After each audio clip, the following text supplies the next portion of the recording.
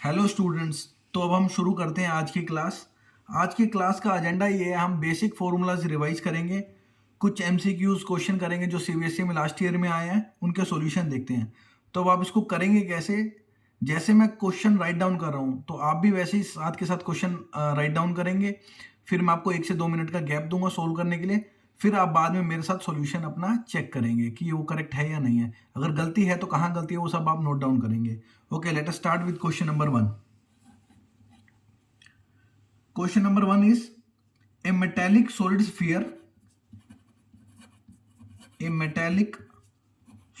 sphere of radius 9 centimeter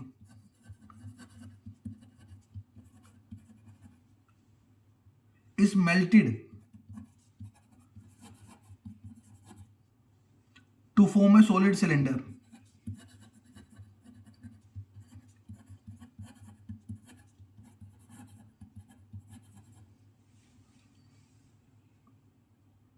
of radius 9 centimeter.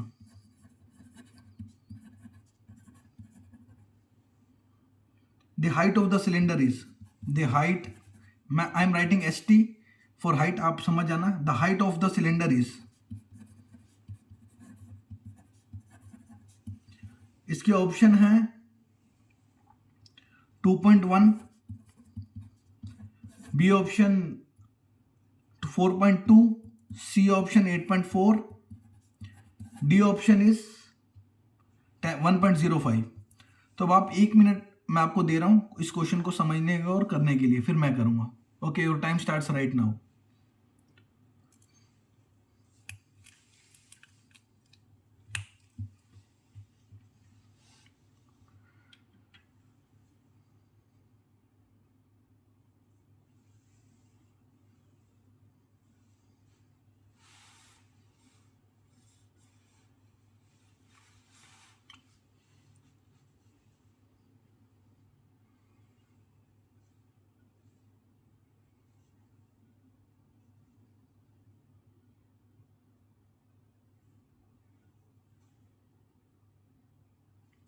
Okay, let us see now given data क्या है। पहले देखते हैं गिवन क्या क्या है, फिर कोशिश करते हैं कैसे सोल्व करेंगे।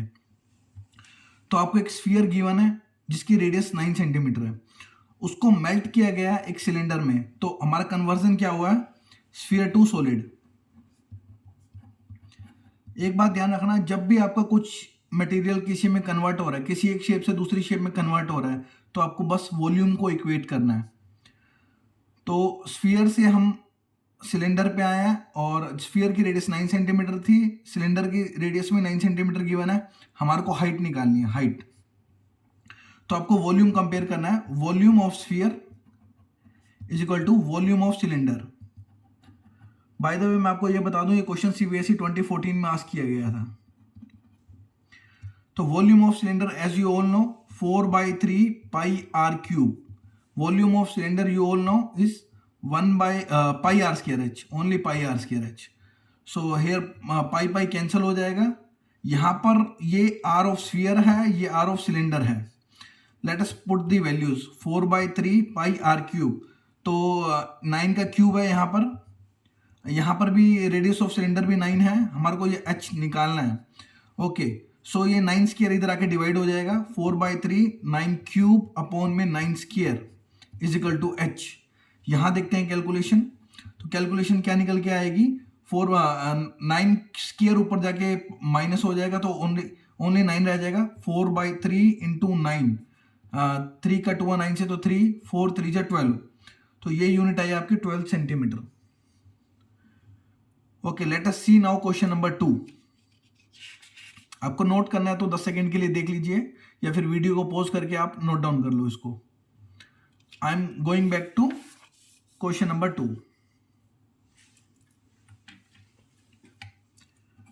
क्वेश्चन नंबर 2 देखते हैं। ये क्वेश्चन नंबर 2 आपका सीबीएसई 2014 में, अगेन सीबीएसई 2014 में पूछा गया था। वो क्वेश्चन क्या है आपका? The number of solid spheres, the number of solid spheres each of diameter 6 centimeter I am writing dia here, आप समझ जाना, each of dia 6 centimeter, that can be made by melting a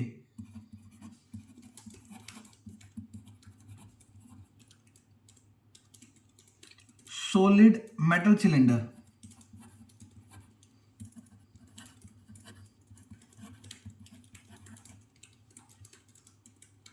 of height 45 centimeter and dia 4 centimeter is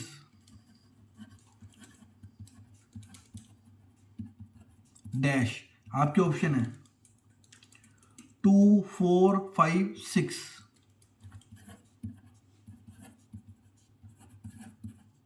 okay, I am giving you 1 minute.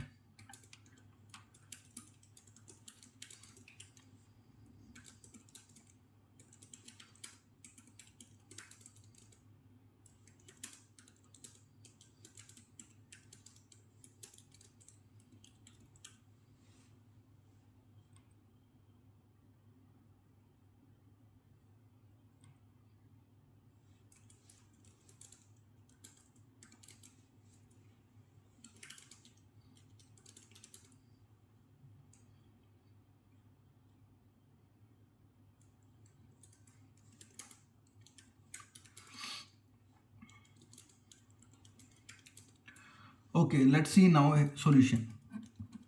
तो क्या पूछ रहा है ये, the number of solid spheres each of dia. तो sphere की बात कर रहा है जिसका डाया 6 सेंटीमीटर है, जो कि बनाई जा सकते हैं एक सॉलिड मेटल सिलेंडर को मेल्ट करके। वो जो सिलेंडर है उसकी हाइट क्या है 45 सेंटीमीटर और डाया है 4 सेंटीमीटर। तो अगेन आपको वॉल्यूम कंपेयर करना है। तो ये कहना चाह रहा है कि एक सिलेंडर मेल्ट होके कुछ नंबर ऑफ सॉलिड स्फीयर्स बन रहे हैं और आपको बताना है वो कितने बन रहे हैं। तो मैंने आपको फिर से ही बोला था कि आपको वॉल्यूम को इक्वल करना है। तो volume of cylinder is equal to volume of sphere into number of solid spheres, जो कि हमको निकालने हैं।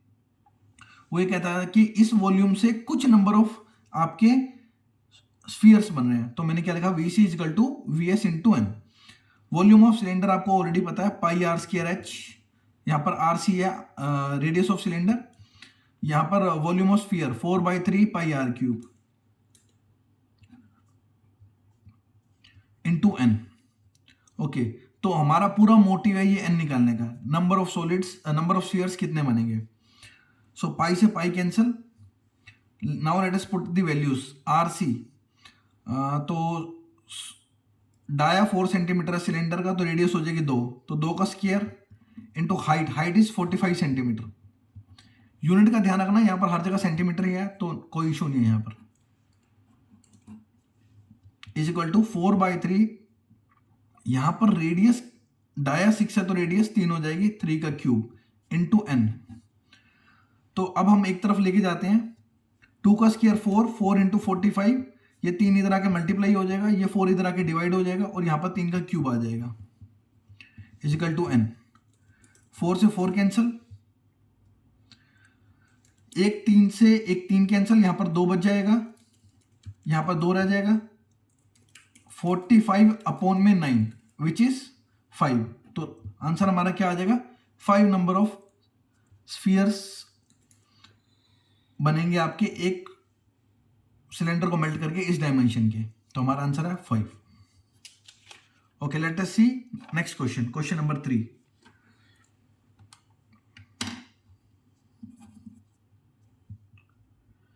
क्वेश्चन नंबर 3 कहता है, if the radius of a sphere, if the radius of a sphere becomes 3 times, then its volume will become,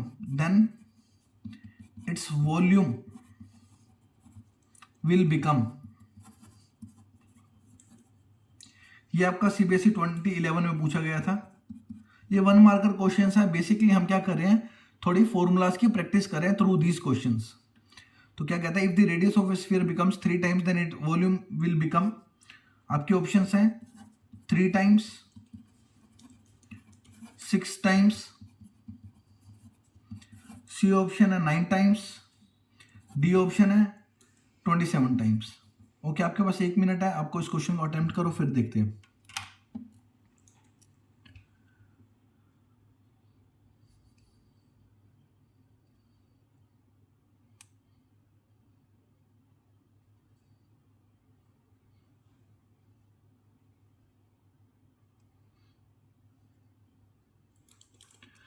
okay, I think ये काफी straight forward question है, तो इसका सॉल्यूशन देखते हैं।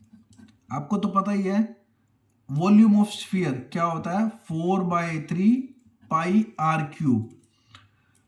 तो अब एक बात बताओ, यहां पर हमने हर चीज कांस्टेंट रखी हुई है, बस एक ही चीज चेंज हो रही है, रेडियस 3 टाइम्स बन जाती है। तो अगर पहले आर थी तो अब अगली बार कितनी हो जाएगी, 3r। मतलब कि अगर आर डैश को मैं नई रेडियस बोलूं तो वो पुरानी वाली रेडियस की 3 टाइम्स है, 3r। तो इस केस में नई रेडियस के साथ नया वॉल्यूम कितना हो जाएगा वो देखना है, तो मैं उसको v डैश एस बोलता हूं, 4/3 पाई r1 क्यूब। तो अब मैं r1 क्यूब की जगह क्या डाल दूंगा, r1 के जगह पे क्या डाल दूंगा, 3r का cube, vs dash 4/3 pi 3 to the cube 27 then r cube. तो ये जो 4/3 पाई r क्यूब ऑलरेडी था वो हमारा क्या था, vs ओरिजिनल। तो vs डैश ये वो वॉल्यूम है जब रेडियस 3 टाइम्स हो गई। तो ये वॉल्यूम आपका कितना हो गया, v डैश s 27 vs निकल गया।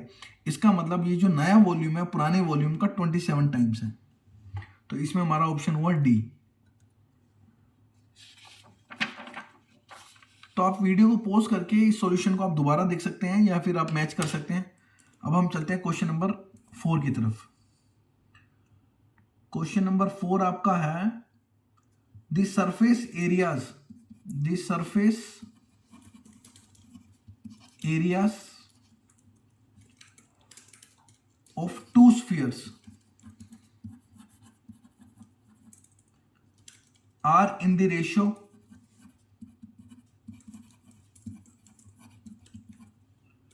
16:9. The ratio of their volumes is, the ratio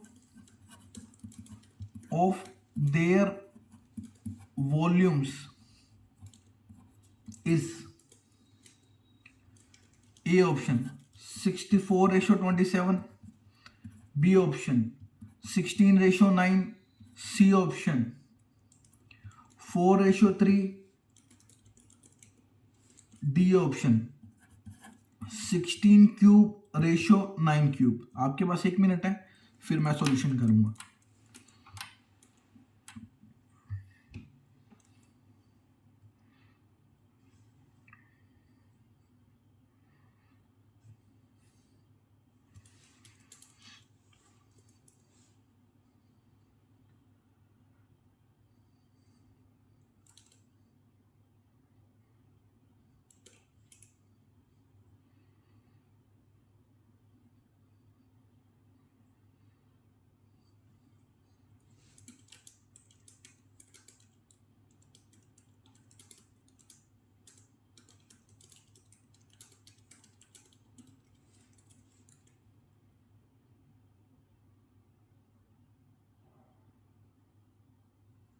okay, now see solution here. क्या कहता है, the surface areas of 2 spheres. तो ये 2 स्फीयर की बात कर रहा है, जो 2 स्फीयर की बात कर रहा है उनके सरफेस एरिया का रेशियो 16:9 है, हमें उनके वॉल्यूम का रेशियो निकालना है। तो क्या कहता है ये, सरफेस एरिया को मैं एस से डिनोट कर रहा हूं, S1/S2। तो 2 स्फीयर है, पहला स्फीयर सेकंड स्फीयर, इन दोनों के सरफेस एरिया का रेशियो उसने दे दिया 16:9। Now let us put the values of surface areas. Surface area of a sphere क्या होता है, 4πr²। तो यहां पर मैं स्फीयर 1 के लिए r1 यूज कर रहा हूं रेडियस, और स्फीयर 2 के लिए रेडियस क्या यूज कर रहा हूं, r2 इज 16/9। 4π से 4π कैंसल, इसका मतलब R1 square by R2 square का मतलब क्या है, R1 बाय R2 का होल स्क्वायर इज 16/9। इसका मतलब है R1 बाय R2 का जो रेशियो है ये स्क्वायर उधर जाके अंडर रूट बन जाएगा, अंडर रूट 16/9। अंडर रूट 16/9 होता है, 16 का 4 हो जाएगा, 9 का 3 हो जाएगा। तो R1 बाय R2 का रेशियो क्या है, 4/3। अब हमारे को निकालना है वॉल्यूम का रेशियो। तो V1 बाई V2 आपको पता ही है वॉल्यूम क्या होता है, 4/3 पाई R1 क्यूब अपॉन में 4/3 पाई R2 क्यूब। तो 4/3 से पाई, 4/3 से पाई कैंसिल हो जाएगा। R1 cube by R2 cube का मतलब क्या है, R1 बाई R2 का whole cube, R1 bye R2 का होल क्यूब। तो R1 बाय R2 की वैल्यू हमारे को पहले से पता है 4/3 का होल क्यूब। अब 4/3 का होल क्यूब क्या निकलेगा, 4 टू द क्यूब क्या होता है 64, 3 टू द क्यूब क्या होता है 27। तो वॉल्यूम का रेशियो निकल के आ गया 64:27। ओके, इसके बाद हम लास्ट क्वेश्चन करेंगे, क्वेश्चन नंबर 5, जो कि मैंने आप लोगों के लिए पहले से ही लिख के रखा है। तो आप देखिए जरा इसको।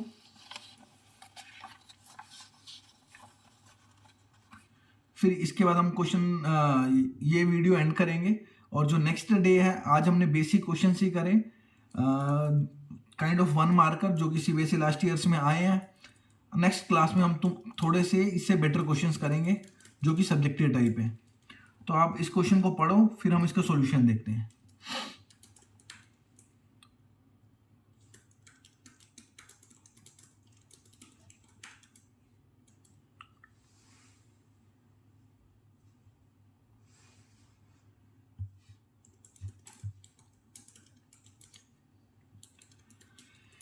इस क्वेश्चन में वो क्या कहता है, ए रेक्टेंगुलर शीट ऑफ पेपर।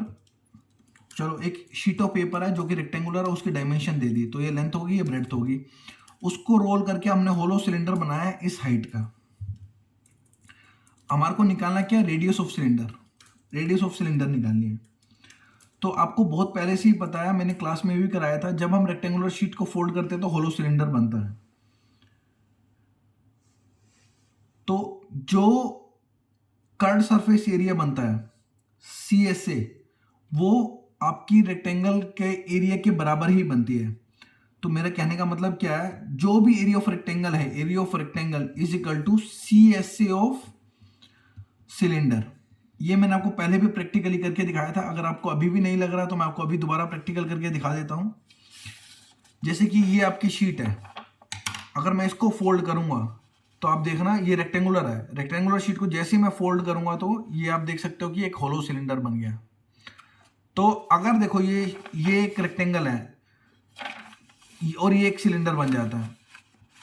तो अगर मैं इस सिलेंडर की रेडियस R बोलूं और हाइट H बोलूं, ध्यान से देखना, इस सिलेंडर की अगर मैं रेडियस R बोलूं, मतलब ये रेडियस R है, हाइट H है, तो ये पूरी सरकमफ्रेंस हो जाएगी सर्कल की 2πr।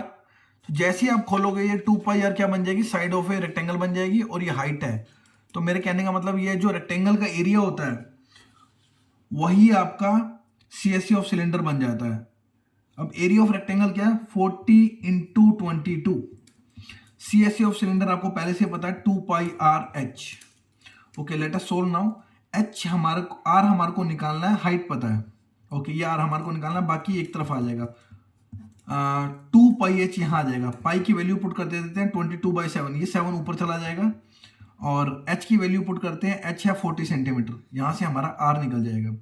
ओके, सोल्व करते हैं। 40 से 40 कैंसिल हुआ, 22 से 22 कैंसिल हुआ, तो हमारी R आ गई 7/2 which is 3.5 centimetre. Okay guys, let us stop here.